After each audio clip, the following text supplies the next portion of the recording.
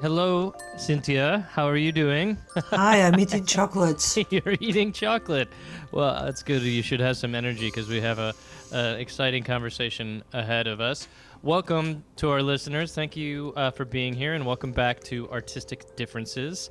We are a monthly cinema club hosted by UnionDocs, aka Undo.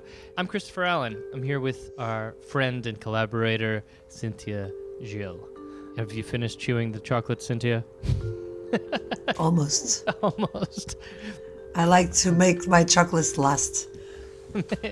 Well, let's not stop. But thank you, Christopher, and I love you too, and I'm happy to be here. Yeah.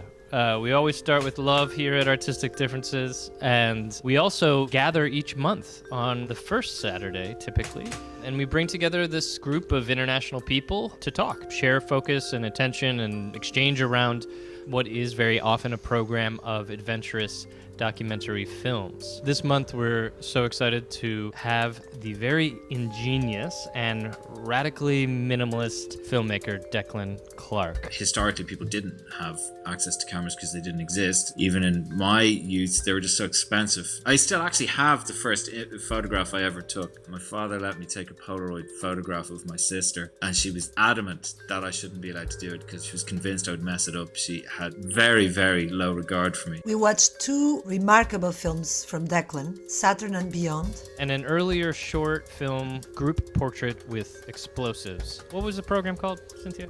The Museum of a Proud History. it's kind of a provocation. Pride is not something that comes to mind exactly. Of course not, but it's not certainly about not Declan. He's not a proud boy.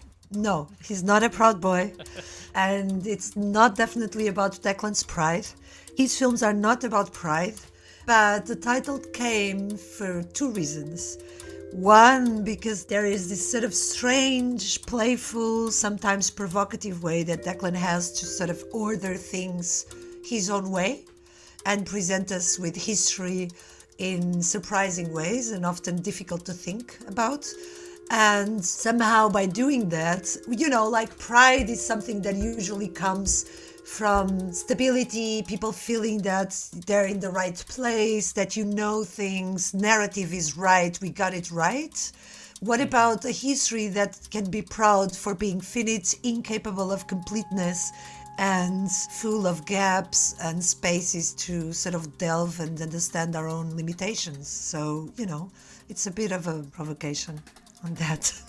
Yeah, and the space of the museum is important too because, as we'll hear, the archive and kind of reflections on different moments in history and ways of representing them are a big piece of how Declan thinks through these films. And if you haven't seen these films, and they're actually not that easy to find, they are available for 30 days on the UnionDocs membership hub, depending when you're listening to this. Hopefully you will be able to catch them. Yeah, that and all the films that are part of Artistic Differences and this interview series will also be available on the membership hub. Check them out there on membership.uniondocs.org. But now let's introduce this man, Declan Clarke. When the Pioneer 11 probe reached Saturn in August 1979, it transmitted signals back to Earth confirming for the first time that Saturn could be reached from that destination. It relayed images of the dark side of Saturn and confirmed what had long been suspected but remained unproven, that Saturn had many rings. Declan is, I would say, like a prodigious filmmaker. He's got quite an extensive filmography, then though he will say he's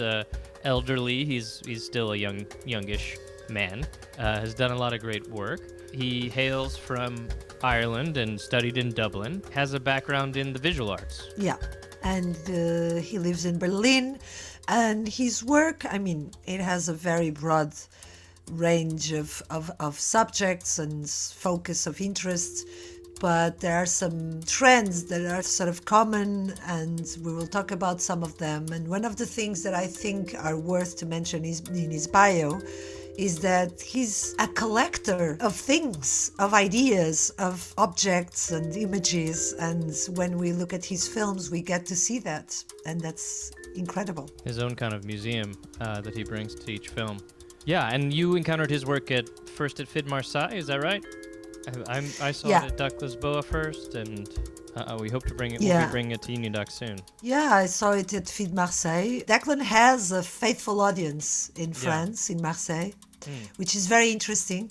I met his work there, and also these two films, actually one of them I saw in Feed Marseille.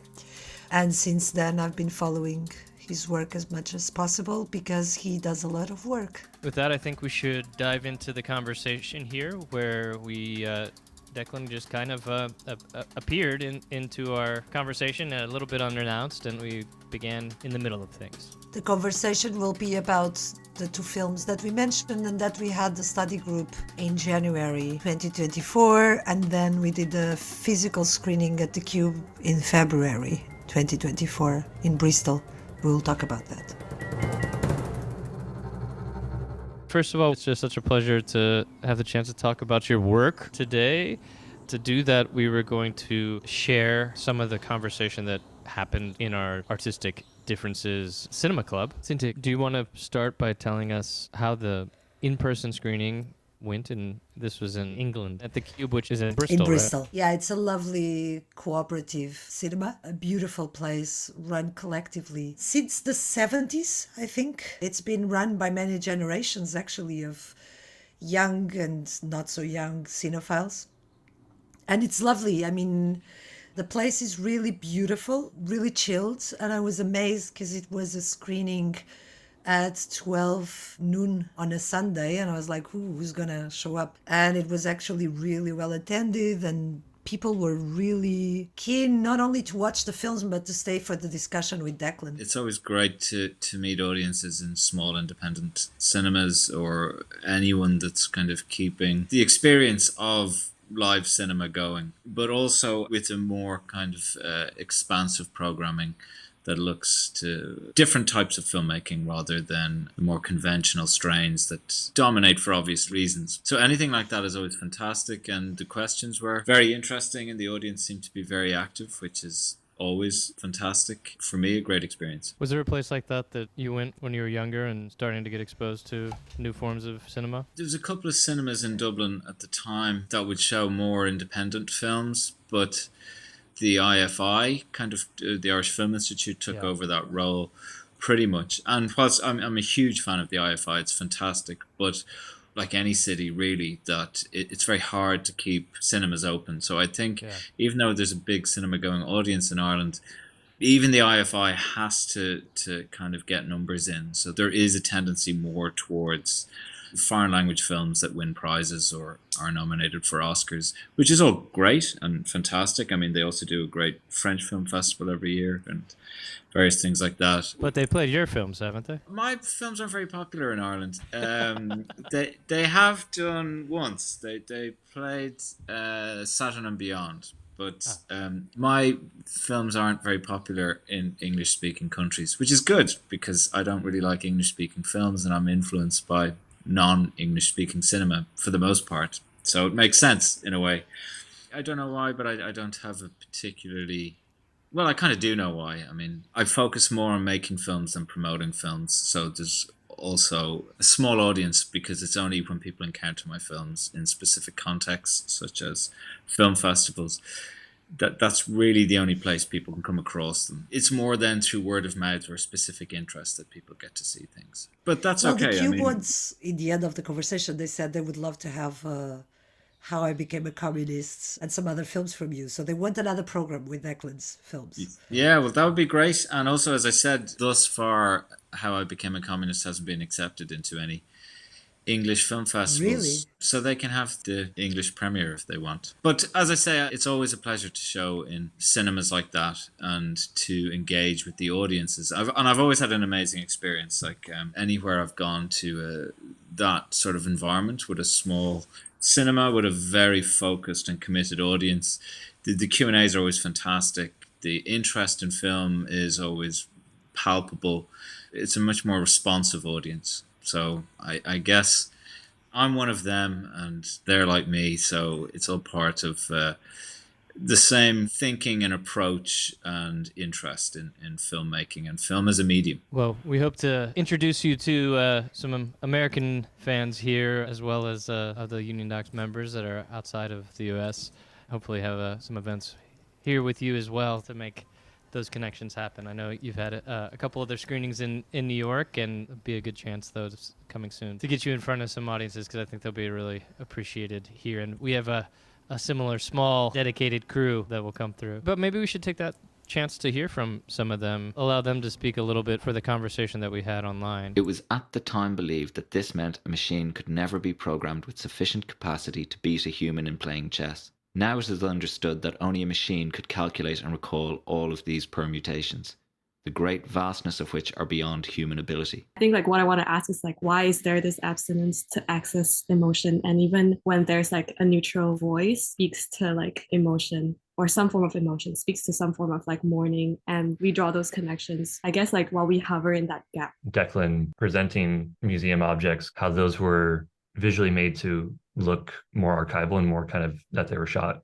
in the past with all these other images, and so he wants to kind of keep you in that world and not take you out of it. I think we were all interested in kind of learning more about as to why that choice was made. How the scenes were unfolding as opposed to looking at archival material. So the difference between contextualizing the archive in the active rather than as something to observe, kind of exercising the brain to look at the props in action and thinking about what the person is doing in relation to them, and of what meanings can be derived from that interaction. I thought that image of the father and his friend playing chess and how that image was used at different points throughout the film. How much did the image inform the script? In a way, maybe there's metaphors creating them in his mind his whole life because of his upbringing and watching his father be an electrician, collect these objects, create a museum. He narrates the historical facts, but the actual personal stories, it's up to us to kind of read it, which arguably it's kind of harder to receive as a viewer. The fact that this museum closed and this technology kind of becoming obsolete means there isn't a strong interest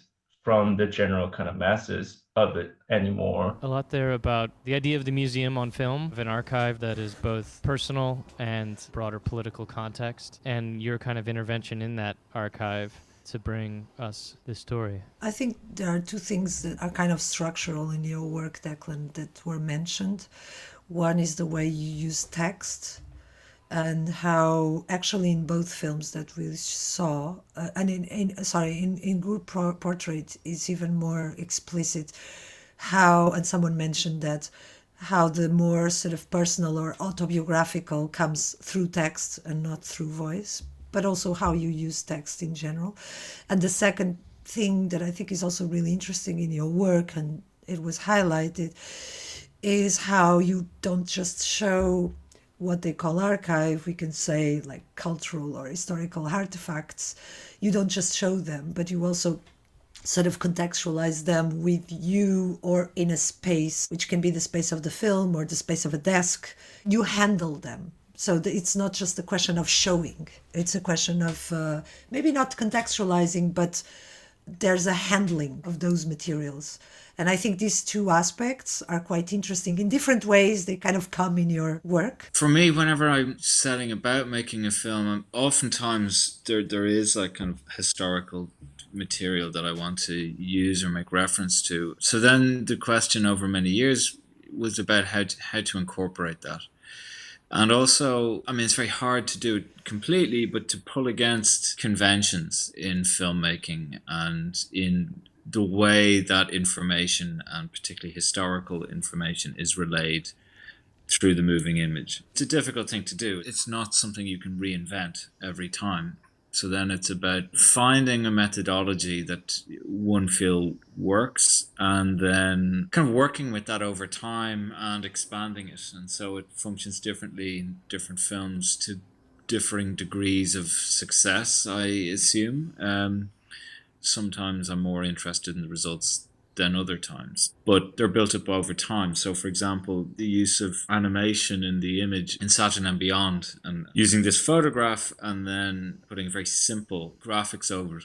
The subject in particular that's being mentioned at that time, Alzheimer's and dementia, it's quite a complex thing to explain, and people have different experiences of it. Even sufferers show their symptoms differently. To me, it was about trying to find the most simple way to do that, and to have something that would remain in this very distinctive visual style, that would be autonomous to the film. So then you could jump between different topics, and as long as they were all presented in their own manner, then they create a context through which they can comfortably speak to each other. I mean, of course, there's contrast there as well, but to me, there's pretty much a standard grammar I know I'm always going to use.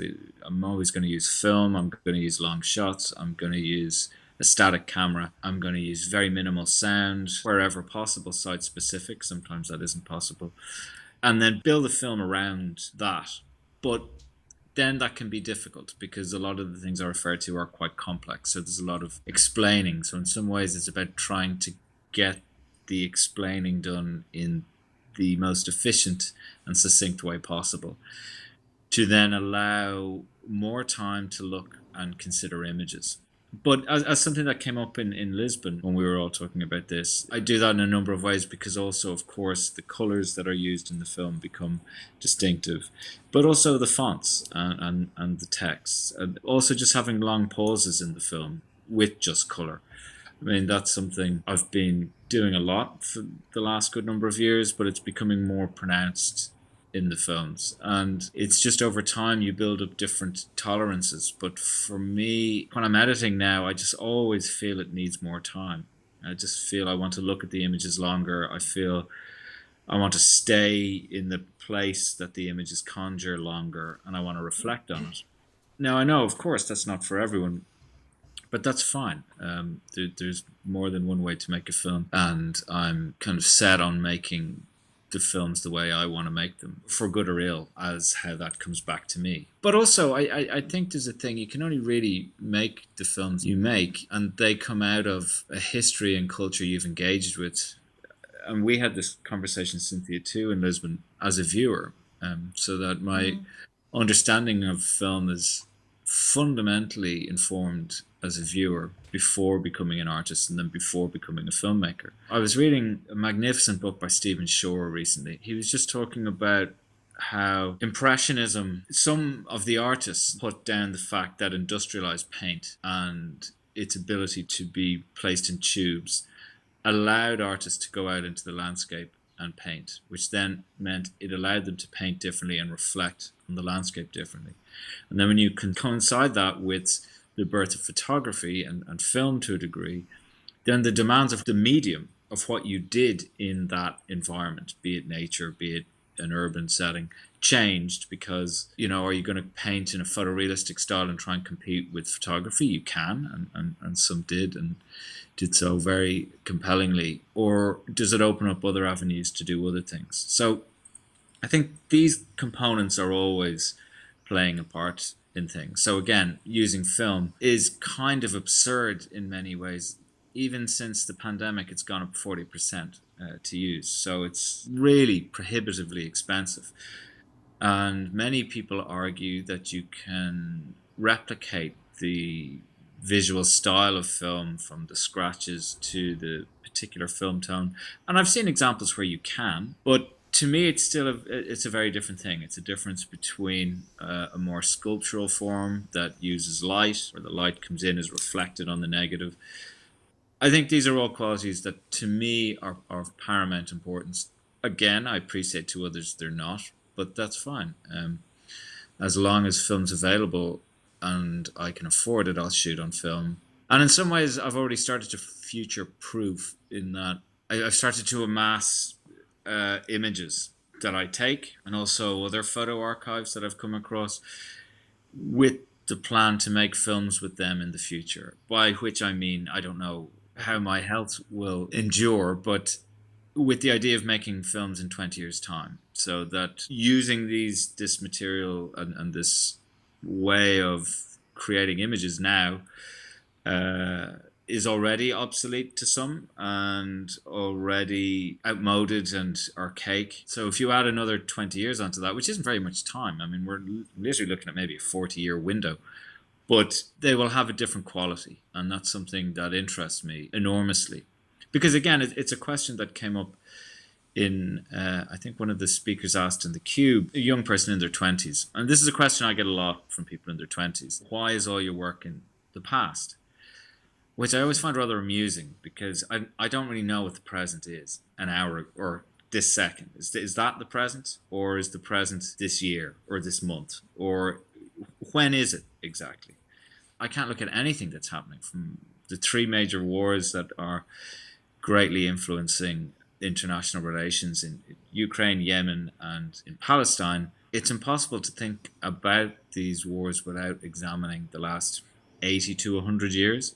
Even that is quite short term. So the Brexit of the present was largely begun by the Tories and Margaret Thatcher's virulent anti-Europeanism. So in some ways, I'm always thinking about the present and what lies just ahead of us. But it depends on how you view that. So for me, the idea of I'm not interested in smartphones. I'm not interested in social media. I'm not interested in any of these things because when I look at them, they don't tell me anything about the present, and they don't tell me anything about the past, and they tell me very little about the future. That's not to say other people don't see things in them, both in the past, present, and in the future. I just don't. And anyway, I think there's enough people doing that stuff. I don't need to add to that, and I'd rather do something else slightly differently. I was just going to ask about the process of making and the decision making that goes into that and how that reflects on the present. And it's interesting, too, that you're talking about building up an archive that will be relevant to you in a future,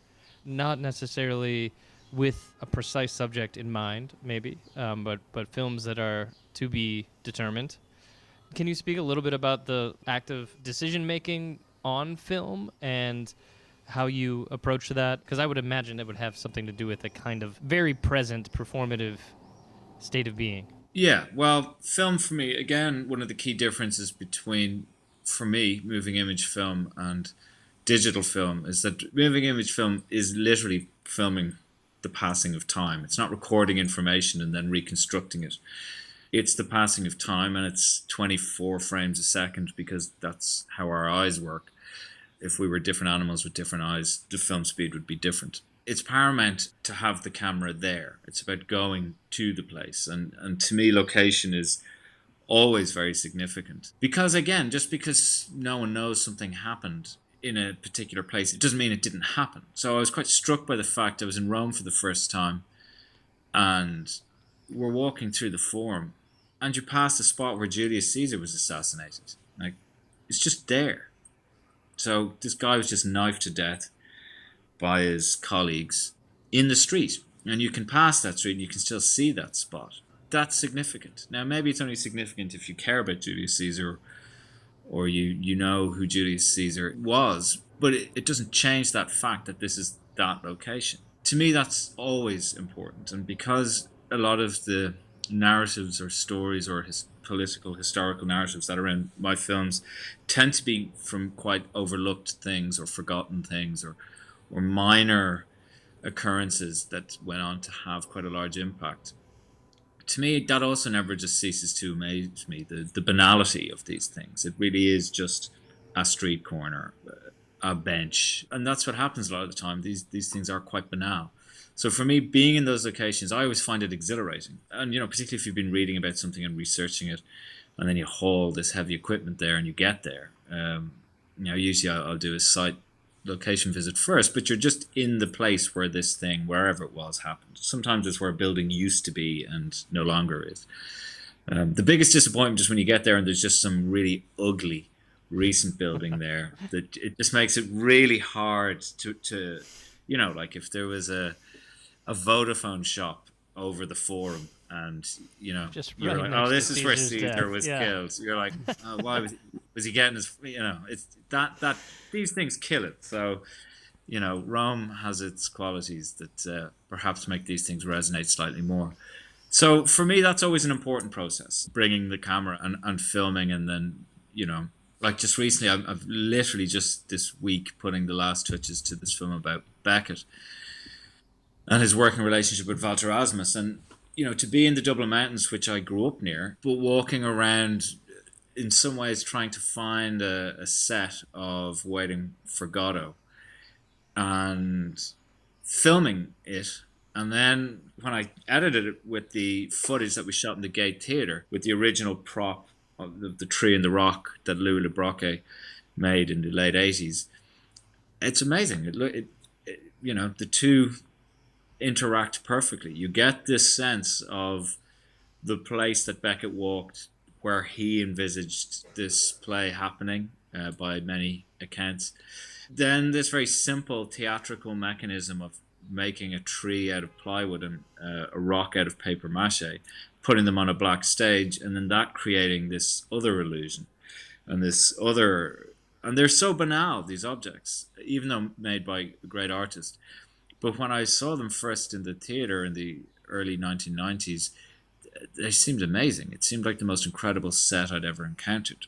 So all these things play into it in a way. And I guess with the archive, the way I'm trying to think about that is that like what happened when we were speaking earlier, and my football injury had meant I couldn't sit up. My thinking is I don't know what could happen. So I found it very instructive to make films with an archive in the pandemic. So I just like the idea of being future-proofed, so that if no one's interested in my films, they don't make film anymore, I can't get any funding, and no one cares, I can still make films, and I can still make films the way I want to make films. And even if I can't move, and because I haven't earned enough, I don't have good health care, and so I'm just stuck in a bed, as long as I can access the materials I've amassed, I can do something with that. And there's something very liberating about that. And already, actually, it's over like about 5-6 years I've been doing it, the images have started to change, so that, you shoot off a roll and you look through it and you're like, ugh, these are awful, there's maybe 2 that are nice, and then you forget about it, and then you look back 4 or 5 years later and there's a totally different atmosphere and and things that you completely forget. Some of them, some you vaguely remember, but they appear in a much more compelling light. And then sometimes the ones that you've marked with a little red dot because you think they're really good just look dreadfully banal. And that could change again. Add another 10 years. You don't know. So I find all that whole process, I find the whole process just really utterly compelling. But ultimately, it's about making a film.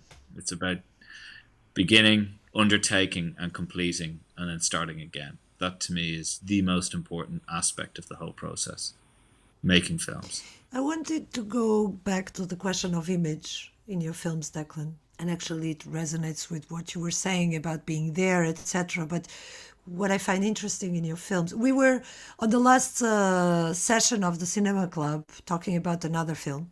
We were talking about how, what does it mean to identify with an image, and identification with images being some sort of closure on a process that otherwise could be dialectic and ongoing, And the way you work with images in your films, and you were talking about, it's not about the information, it's about time passing by, right? And we feel that in your films. Not just the question of duration of the images, but also the way you use sound, you use silences, you use text, text as image, etc. And so this dialectic relation with the image is constantly activated.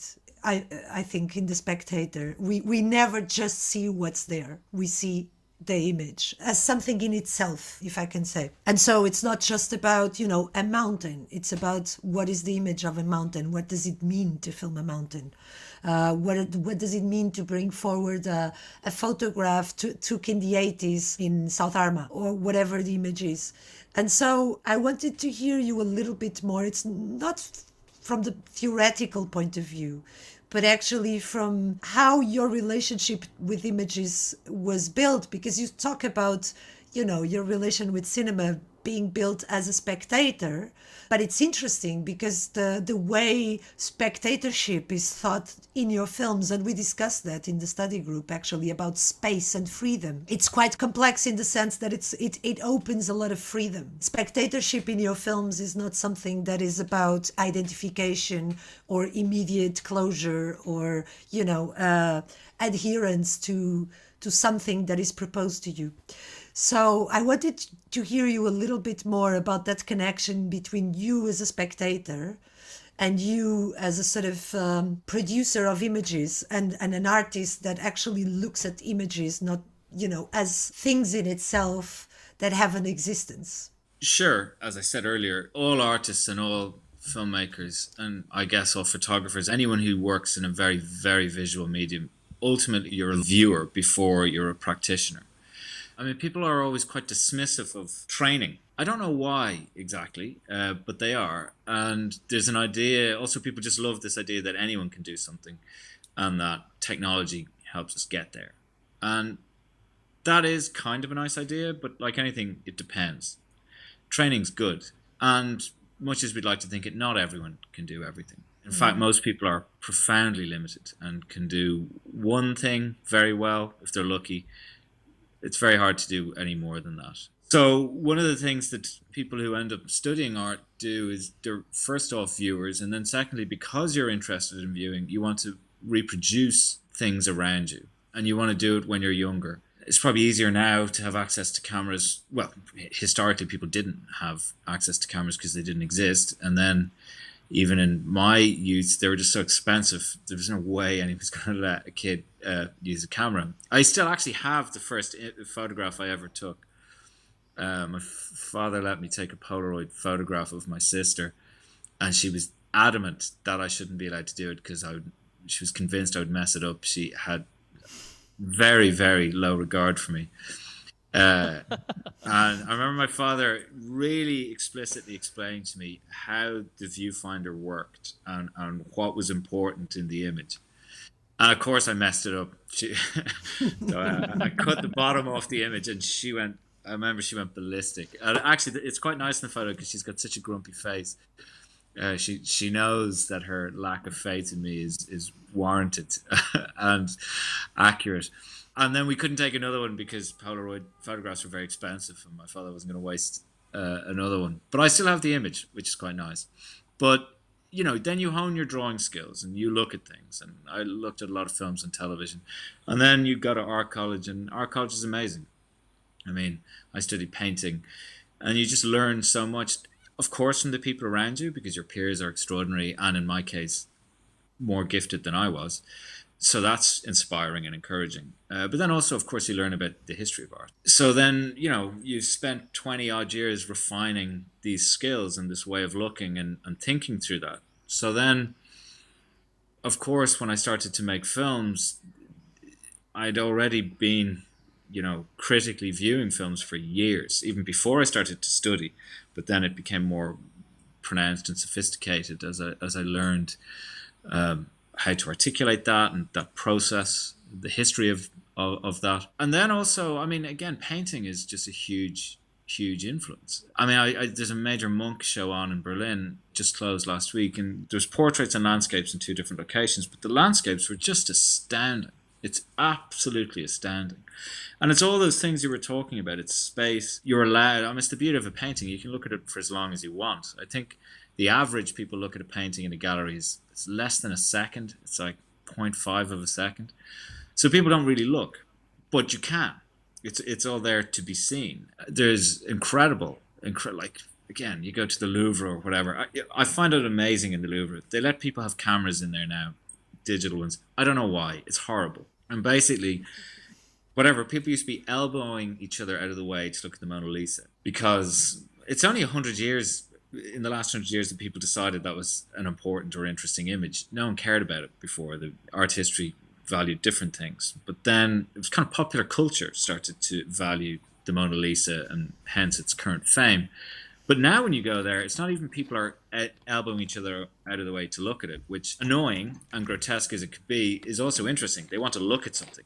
Now people turn their back on it so they can take a photo of their dumb face in front.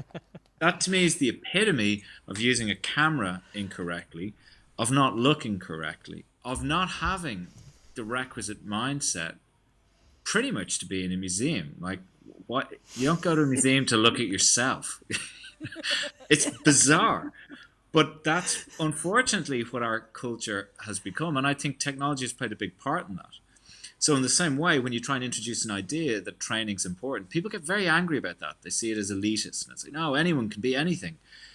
Which, as I said, is nonsense. I can't be an NBA player. I wanted to be when I was a kid. I loved playing basketball. No one in my family ever grew over 6 foot.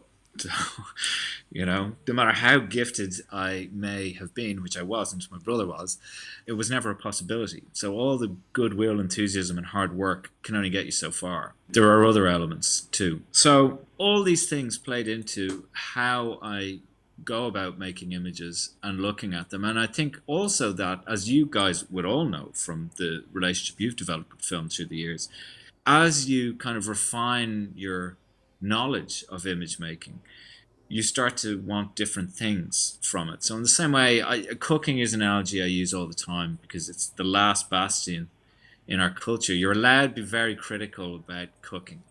That's totally acceptable, and you can be really critical of. You can go on like all the TV shows. They're always shouting at people for being terrible cooks.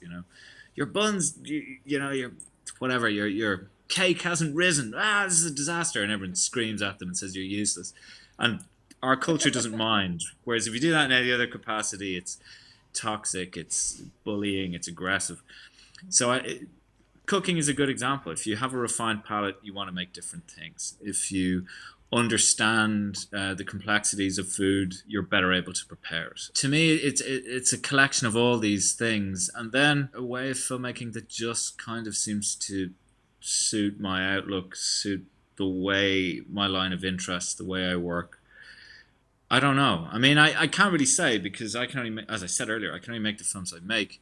I'm sure someone else could make similar films better with the same materials, and good luck to them. But I somehow compelled to make them the way I make them, for good or ill. I don't know if that answers your question. Yeah, it does, but I want to provoke you. The way I was talking about images in your film is because I find that more and more, in contemporary filmmaking, the films I see basically, there's a lot of tendency to use what I tend to identify as propaganda strategies in filmmaking, like strategies where you basically grab the spectator by the stomach and you seduce the spectator into thinking they're in the right position, they're in the right place, they're like in the good side, be it of history, of emotions, of whatever it is that is at stake.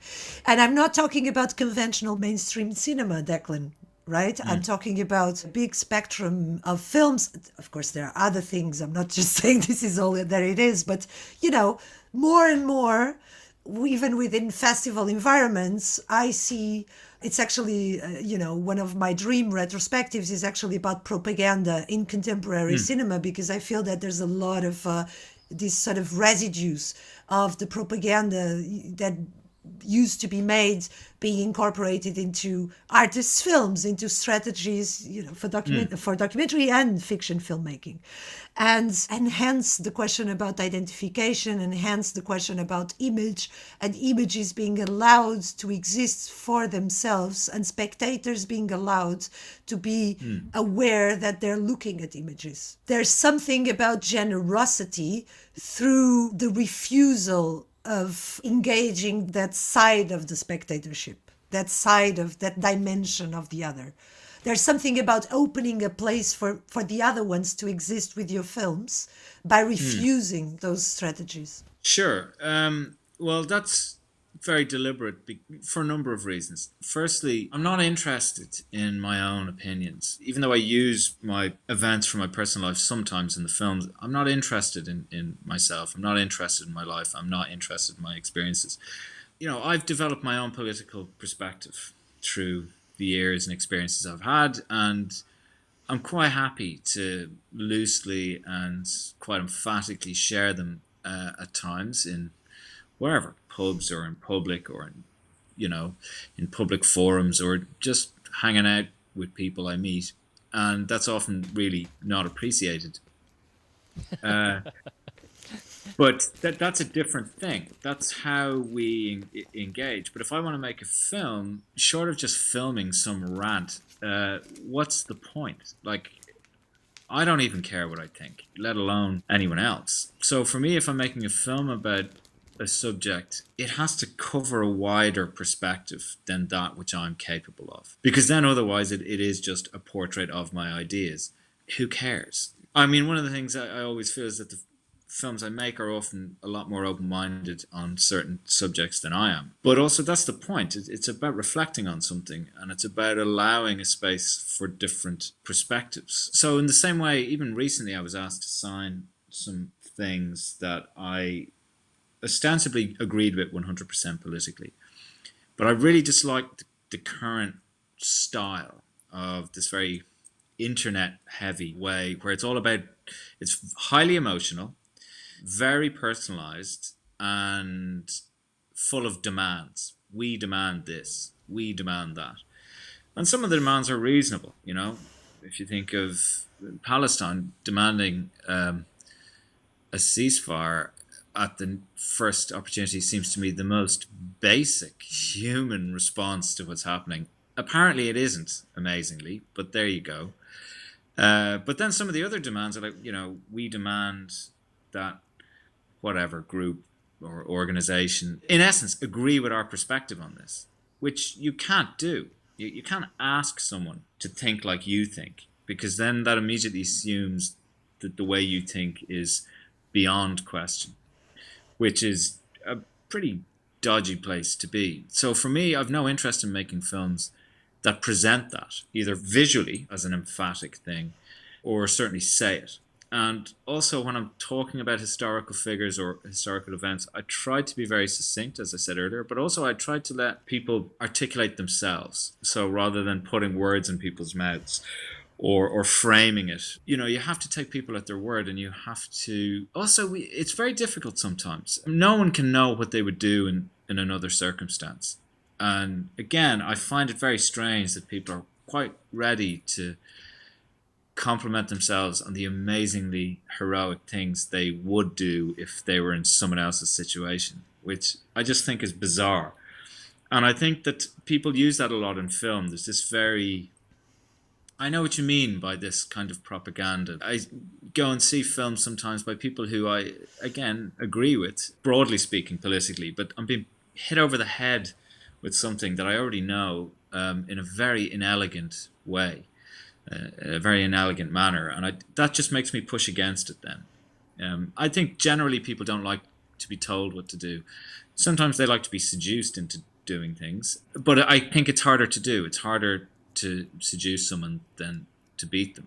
Also, I mean, there's different styles. I do think also that the internet and the way the whole media landscape has changed and how images are circulated has changed. So there's a different grammar that's slightly inarticulate and inelegant, and everyone's kind of seems to be using the same kind of limited grammar through which to shout at each other, which I don't find very productive. So maybe that too is a part of it.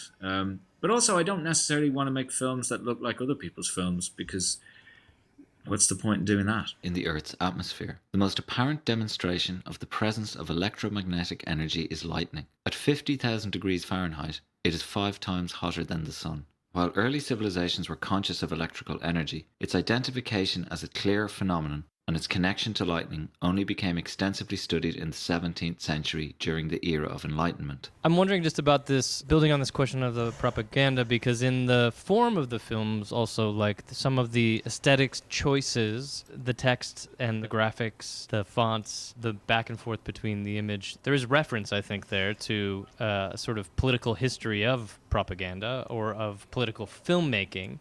And I'm curious also about this idea of like dialogue in your films, because they are, in many ways, they are from your voice often. It feels located in your voice in a sort of monologue. So I wanted to hear more about that tension and using these sort of tools that seem to harken back to a kind of political discourse that is no longer as sort of vibrant, and that also is both in your voice, in your personal history, and outside of it. Well, the first thing is, of course, I'm influenced by a history of a certain type of filmmaking, and sometimes want to then include stylistic references to that. Not overly explicitly, but there's a whole kind of approach to filmmaking and tradition that I want to allude to. Secondly, in terms of what you say about propaganda, yes, there's an amazing history of left-wing filmmaking that I'm very influenced by and very interested in.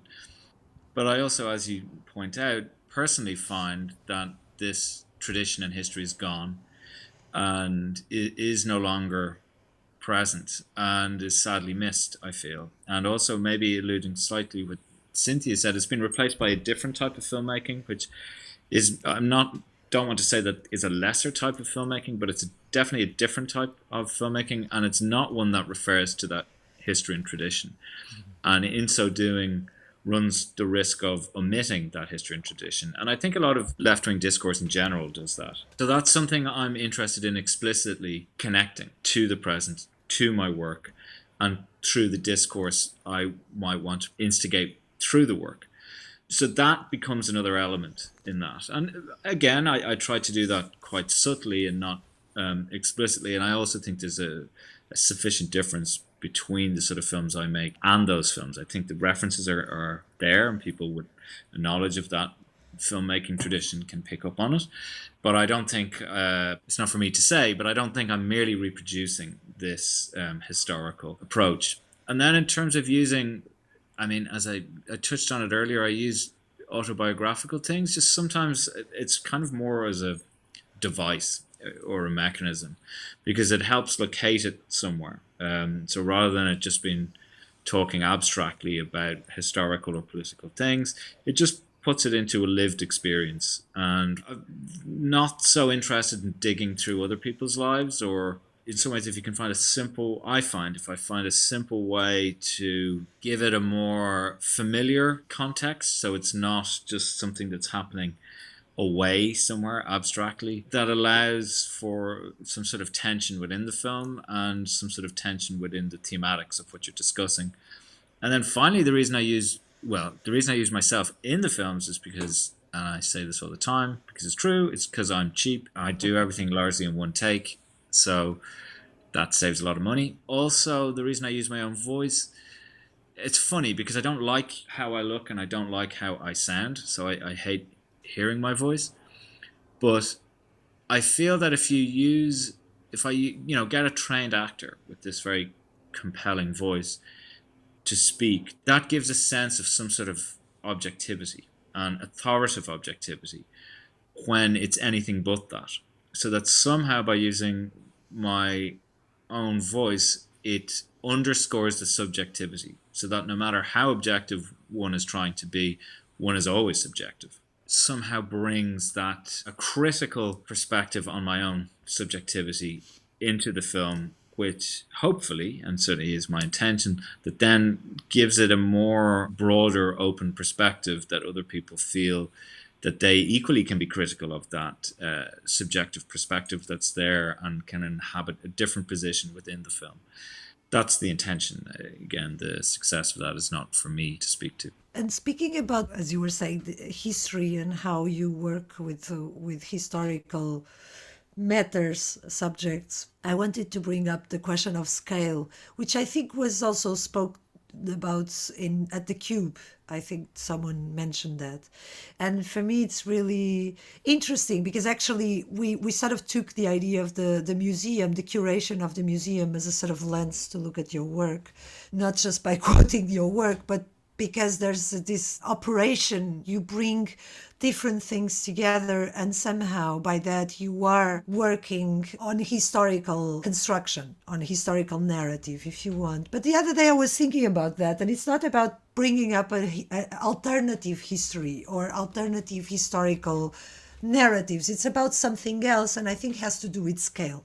How you link and how you oppose sometimes or connect very local or micro elements with very big, be it temporal scale or territorial scale, geographic scale, very local and very universal or broad, from the tiny island to the cosmos, from the very interior brain mechanism to the possibility of expansion of connection, etc. So this sort of different scales coming together. What I feel the films are doing is pointing at abyss, right? There's an abyssal aspect to this idea of historical narrative that you're actually bringing forwards, and therefore it's not an alternative history. It's something about the limits of history or the incompleteness of history or our incapacity to actually understand history. Because this connects, of course, with that political question you were bringing forwards, right? And maybe this is the biggest difference between the tradition you were mentioning and what we could think today about a certain political cinema, if there is political cinema. So, yeah, I wanted to hear you a bit about this question of history and scale and putting things together. It's a good question. Too good, actually, possibly even for me to answer, but I'll try. In some ways, of course, in a couple of recent films, this idea of scale has been much more apparent, particularly, of course, in Saturn and Beyond, because it is connecting the outer limits of what we can see with the naked eye of our solar system, but also how our brain functions and, you know, the similarities of these processes, that it's electrical signals being sent in the brain or being sent through the atmosphere that facilitate this way of communicating and understanding. But sorry to interrupt, but also, for example, and I know it's not about that film, but for example, in How He Became a Communist, how we go from a small sort of story, kids story, to, you know, the history of communication and how stories circulate and ideas, etc. So, you know, there's kind of, in different ways, this question of scale and circulation. Sure, and then this, particularly in the latter film, this idea, well, as you said, first of how stories travel and how they change as they travel, but then also the idea of revolutions and how certain revolutions come about and transform places. And I think this is one of the things that, I mean, to talk about abyss, the abyss of revolution, that one moment you feel you're there, the change has come and things will never go back to the old ways, but they have an alarming and distressing tendency to go back to something very similar to the old ways, and sometimes very quickly. Maybe another word alongside abyss would be melancholy, in a way, that there's this idea of, for me, it's always quite important that there's a melancholy in the films, and I have a very melancholic outlook, but it's not just that. It's just that I think to represent something in too enthusiastic a way somehow fails to see the forthcoming failings and pitfalls of whatever that might be. So the idea that something is finite, or many things are, or even our perception of what a finite range is. You know, rocks last longer than humans, that's for sure. And that in itself can become quite a compelling thing. So that's something I always try to consider in the film. So even in the same way, actually, with the Beckett film I'm just finishing, the title is If I Fall, Don't Pick Me Up. It's, of course, about the working relationship between Samuel Beckett and Walter Asmus, the great, great theatre director. But it's also about this idea of how things live and live on, particularly in the performing arts. So if you think of, you know, Beckett dies, then the direct source of what the work was to be is gone, other than the text left behind. But in terms of the performance, it's gone. Then the actors he worked with, Billy Whitelaw, dies. So that gets lost. So then it comes down to these small number of people who remember it. And then after that, it's just kind of guesswork. The kind of death of everything is inherent in everything. And that's not necessarily a bleak or melancholic thing. It's just quite matter of fact oftentimes. So then it's about trying to consider that as part of the ongoing process. Some of these thematics were not things I was necessarily thinking about when I started making the film, but it just became more and more apparent. Louis Le Brocquet had died, who made the set. And then I'm there with Walter, who's in his 80s. He's 83 now. And may I say, just did a phenomenal version of Happy Days in the English theatre in Berlin. It was extraordinary. And speaking of place, the lead actor who played Winnie, amazing. One of the best performances I've ever seen in a theatre, up there with John Hurt in Crap's Last Tape at the Barbican, or Walter's iconic and definitive version of Godot. Mary Kelly grew up across the road from me. So you could see her mother lives directly across the road from my mother. So it's interesting how these things kind of come around. So maybe that answers it too, in that no matter how big you think a scale is, it can reduce very quickly. So in the same way that the pendulum can swim backwards very quickly, you make huge progress and you think we'll never be slaves again. And then suddenly oh no, like, I mean, there's more slaves now in 2024 than ever in human history. And no one just seems to care a lot of the time because they're out on open sea, which is international waters, which can't be policed. And it's too complicated to go there. So it just happens. So it's the same thing, that you have progress and it jumps back. But then equally, you think you're hugely separated from something. And then in a very quick period of time, it's brought back together. So that's, I mean, there's lots of reasons for that. It's mass, it's physics, it's lots of things I don't fully understand or barely understand. What I try to do in the films is to reflect that, and in some ways to come back then to what you were saying, to allow that openness in there, so that it's not just about Rosa Luxemburg and her thought, or it's not just about Francis Stewart's dalliance with fascism, or it's not just about old radios not working anymore. There's a much broader scope to all these things that are always there and will continue to always be there.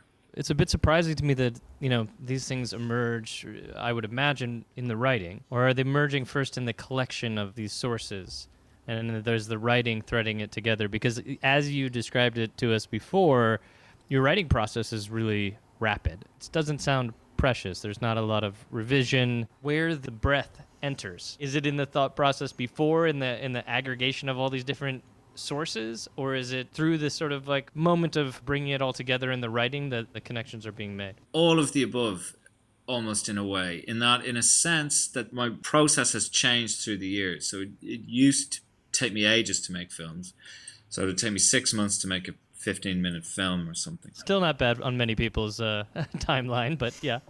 Yeah, well, I'm a bit quicker now, shall we say. But so what I would do is I'd do extensive periods of research, and then I'd kind of slowly write a script and roughly work out what I wanted, and then try and find the right images to go in. But then it became more led by the images, so that I'd go and film the spaces I wanted first, and then so I'd do the research and I'd know what I wanted to film and what I wanted to connect, and I'd film all those things first and then connect them together. So rather than letting the word dictate what was filmed, I would let the image dictate what was written. Then that became a much more effective way of working. And then on top of that, it's like anything, you build up momentum. So then through the years, I make longer films much more regularly. And so then a lot of the time, there's a certain kind of instinct that goes with it, that I kind of have a vague idea of something. And I'm like, oh, that can connect to this, and so on and so forth. And then I'll film some things, and then I just get a sense of how that can come together. The most recent films, all of them actually, the last maybe 4, 5, 6 films, I've just kind of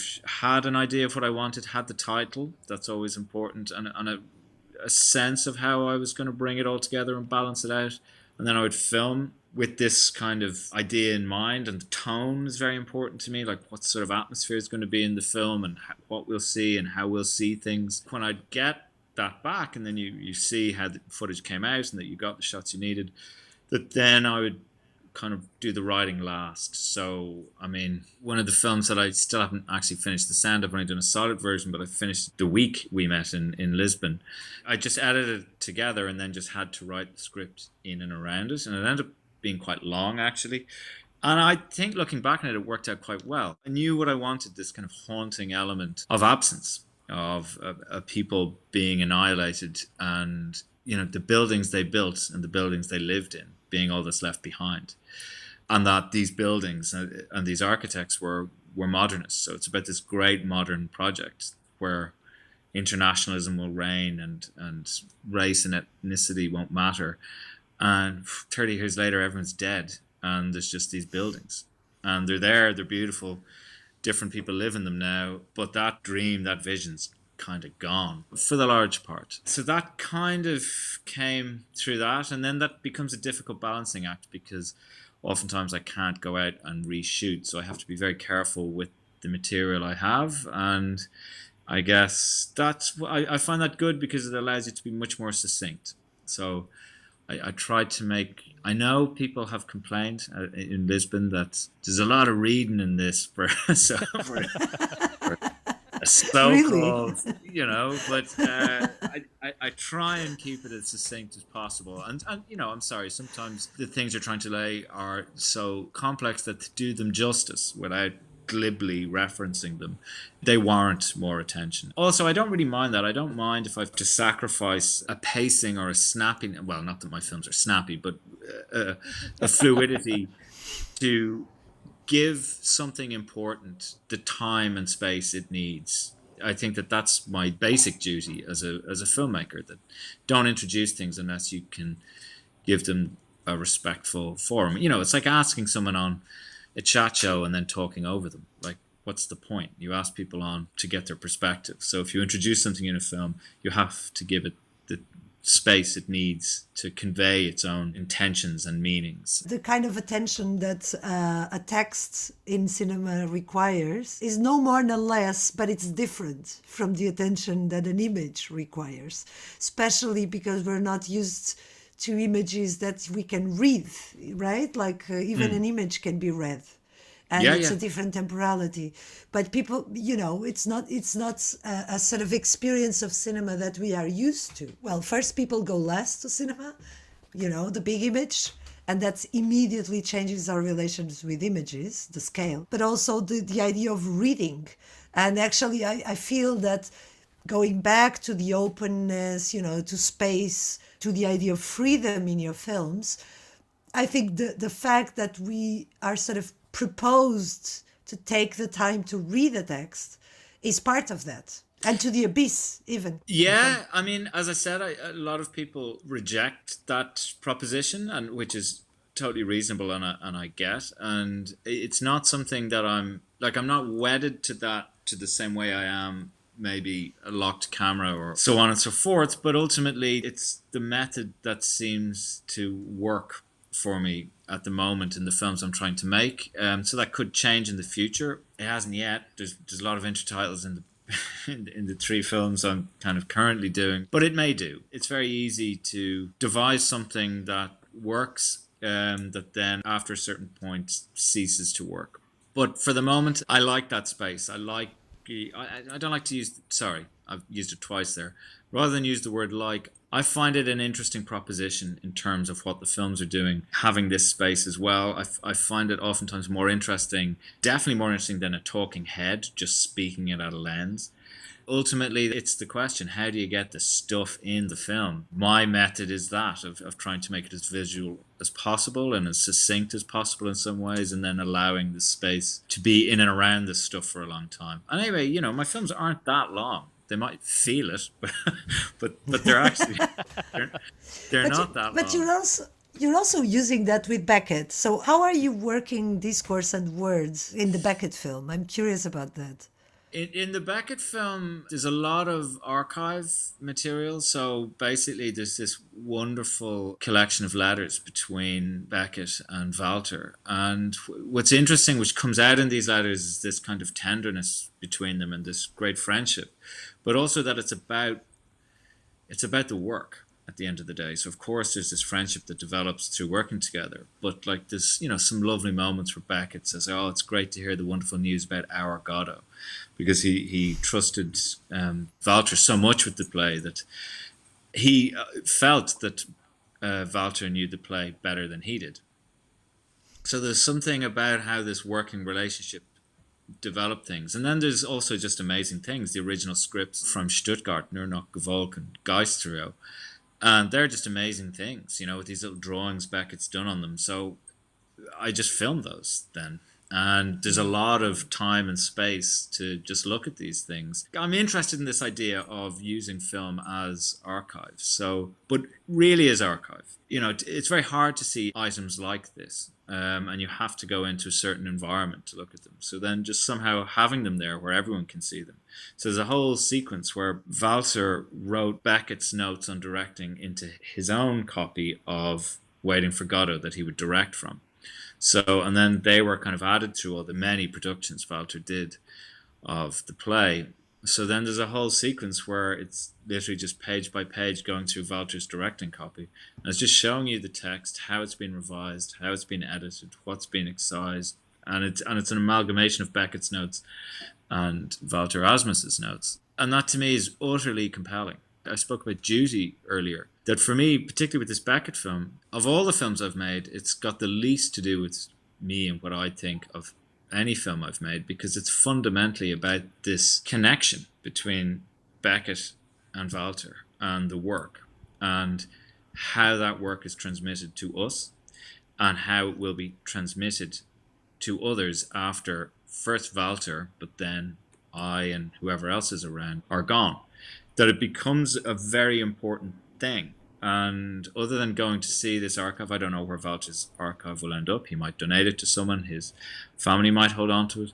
Who knows? And then you know how these things go. Anything could happen. A private dealer gets their hands on it and suddenly it's all broken up and they're auctioned off. So this way they're together and they're filmed in Walter's office. And similar in a way to how I Became a Communist is filmed, there's just these very bright colors behind the pages. So it's very, very visual. So for me, it was very important to give these things the time and space. Also, I can get away with it much more in a film about Samuel Beckett because he's such an historically interesting figure that if anyone protests boredom, I can just say, well, Beckett's not for everyone. And no one likes to be told that.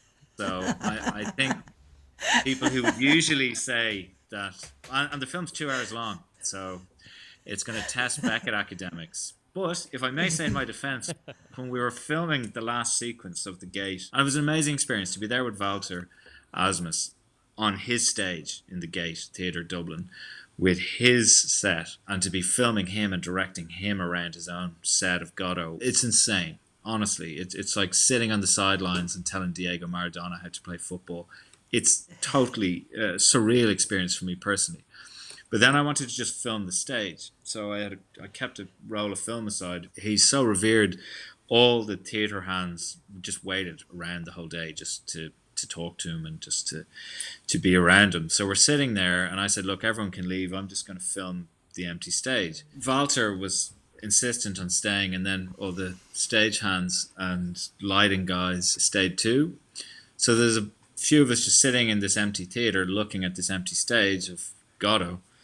And all you can hear is the Ari going. And after 8 minutes, the roll runs out. Pretty expensive now, way to film nothing, if I may say.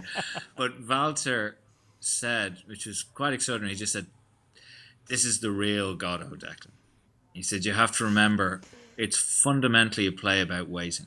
And so there's just something so beautiful about that. This experience of looking at nothing and looking at an empty stage and documenting it. Just this focus captures the essence of the play so that it goes beyond the words. That's something that film can do. That's something that by bringing these things together and deciding to film them in a certain way, it opens this stuff up. So yeah, this film for me, as I said, is a bit different because it's categorically not about what I think. It's about this legacy. But of course, I can only do it the way I do it. So its failings are mine. But some of the footage came out. We were very fortunate. We got some incredible footage. I can't wait. Yeah, we really look forward to experiencing that. And I think this comment, too, is a nice place to end our conversation with getting beyond the words. We've had a few today, and we thank you for them. We're really grateful for your sincerity and engagement in this conversation, and so happy to be exposed to the work that we have been exposed to. And that's, I know, just a small fraction of your filmography, but we'd like to end our conversations asking for a sound, and we haven't discussed sound too much today. We've talked a lot about text and image and ideas, but is there a sound that might come to mind that our listeners could experience as they let this dialogue sort of wash over them that you might offer to us? One of the things I noticed with sound is what you think sound is and what it actually is are very different. So you think you know what the sound of something is, and then you listen to it, and it's very different. And I had a summer of that because I was recording all the audio in my films. So if you want to know what sounds come to mind, there are dogs and children everywhere. Because it's almost impossible to get audio without dogs or children. Really hard. Trust me, you've no idea. Just try it sometime. You exist in a Really world hard. filled with children's voices and dogs barking. And cars. Children, cars. dogs, and cars. I'll give you 3 sounds for the price of 1. Children, There we dogs, and go. cars. Declan seeking silence and being plagued by these 3. So we'll Exactly. we'll listen and we'll feel your frustration. Well, thank you. So, nothing like solidarity. Solidarity is where it's at. Thank you, Declan. This has been wonderful. Thank you so much. Really appreciate Yeah, it. thank you. It's been a real privilege. Thank you all so much.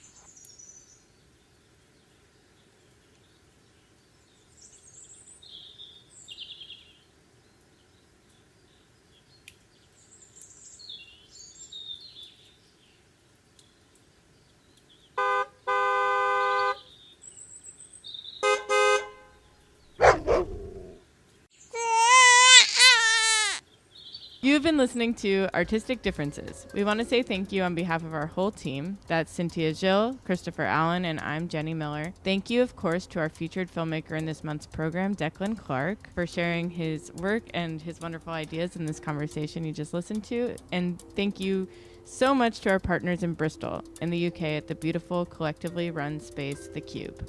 Thanks to our editor, Rui Alves de Sousa, to Constanza Pinello for production support, and to Andre Simoes for the music you heard in today's episode. And, of course, thank you to you all for listening, to the members of our wonderful cinema club that meets the first Saturday of every month. Big thank you to our members. Thank you, members. Absolutely. Your support and engagement are the reason why we're able to run this cinema club. We are in our early days of Artistic Differences, so we especially value those brave and beautiful members who came on early, so you know who you are. If you haven't joined yet and you can afford to contribute, we deeply appreciate it. There you will find the monthly Artistic Differences program alongside a set of cutting-edge, powerful, and poetic documentary programs, and also some sessions on process and practice from the guests and thinkers that are sort of passing through the undue space in Ridgewood. So you can watch it online or on your phone via iOS. If you want to join us next time, you can sign up for the Cinema Club at uniondocs.org/artistic-differences. And remember that you can watch the films we've been discussing here for 30 days over on our membership hub, membership.uniondocs.org. Hope to see you soon. Thanks for listening.